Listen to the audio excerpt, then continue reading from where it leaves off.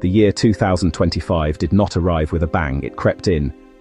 But looking back from today, 2025-12-28, it feels like a hinge point in history.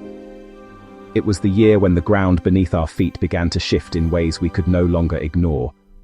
On the surface, it was just another sequence of headlines, a blur of events that seemed disconnected and chaotic. But if you look closer, you can see a single powerful story taking shape. It was a story of acceleration.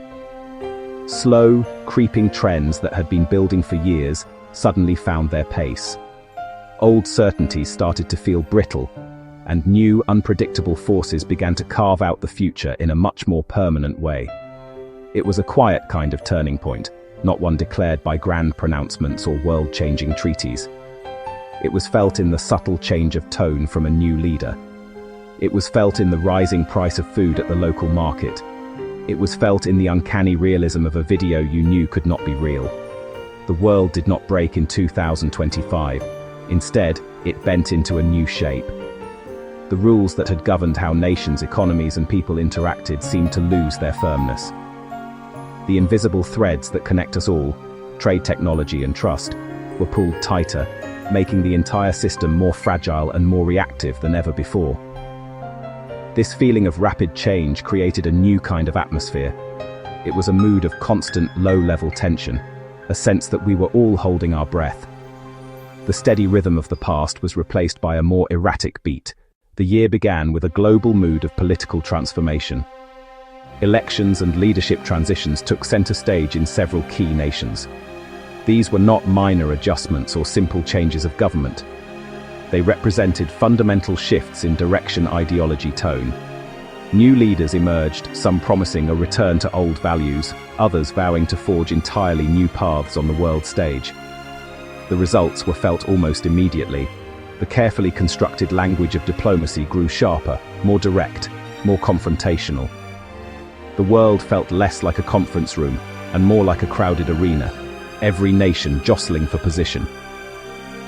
These changes in leadership had a powerful ripple effect. Long-standing alliances that once seemed as solid as rock were suddenly subjected to new and intense pressure. A handshake in one capital could send a shiver of anxiety through another. Public statements and policy shifts from a single government forced dozens of others to reconsider their own strategies. The result was a realignment of global power, not through war, but through words, treaties, trade decisions. Nations that were once close drifted apart, while old rivals found surprising, if temporary, common ground. War and tension were a persistent hum in the background of 2025. While leaders redrew the map of global power, a different kind of power was building from the ground up. In cities across the world, citizens poured into the streets in vast numbers. These were not isolated incidents. They were a global wave of unrest, a collective roar of frustration. People protested the crushing weight of living costs. People protested the corrosive influence of corruption. People protested the steady erosion of their freedoms. From bustling capitals to quiet provincial towns, the message was often the same: the system is not working for us. This popular anger became one of the most defining and disruptive forces of the year. The response from authorities varied, often widening the chasm between the people and the state. Some governments engaged in dialogue, offering concessions and promising reforms. Many others responded with force. They deployed riot police. They censored online dissent. They arrested activists. These crackdowns, often captured on smartphone cameras and broadcast worldwide in seconds, did little to quell the anger. Instead, they deepened the sense of betrayal and accelerated a collapse in public trust. Institutions once respected, governments, courts, police forces, were increasingly viewed with suspicion and cynicism. For millions of people, the grand geopolitical shifts of 2025 were felt most acutely in their wallets. The global economy was a story of persistent, nagging pressure. As the physical world grew more tense, the digital world was being quietly transformed.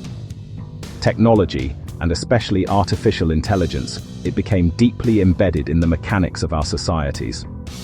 How political campaigns were run, how news was distributed, how public opinion was shaped.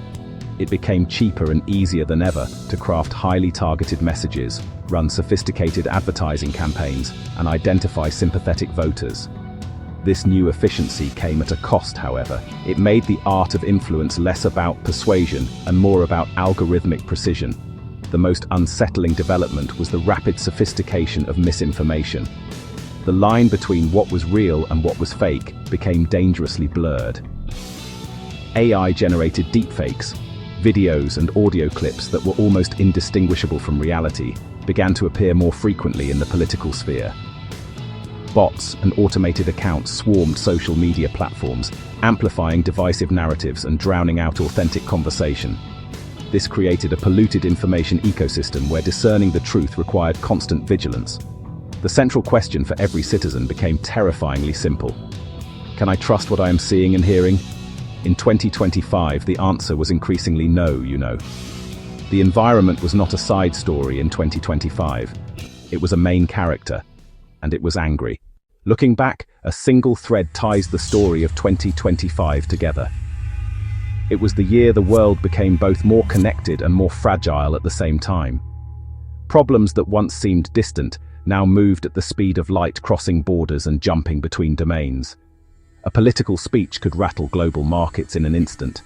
A protest in one city could inspire a dozen more. A vulnerability in a piece of software could become a national security crisis overnight. This acceleration meant that small events could have massive, unpredictable consequences. In a world moving this fast, the margin for error became perilously thin. So, why does this matter as we stand on the cusp of 2026? First, it signals that the slow, incremental approaches of the past are no longer sufficient. Leaders and institutions cannot afford to wait for problems to gradually resolve themselves. The pace of change demands a new agility and a willingness to act decisively in the face of uncertainty. Second, the deep entanglement of politics, economics, technology, climate means that solutions must be integrated. Trying to fix one problem in isolation is bound to fail, as the repercussions will inevitably trigger another crisis elsewhere. We can no longer afford to think in silos. Third, and perhaps most importantly, is the fragility of public trust. Rebuilding faith in institutions, in the media, and in leadership itself will be a long and difficult process.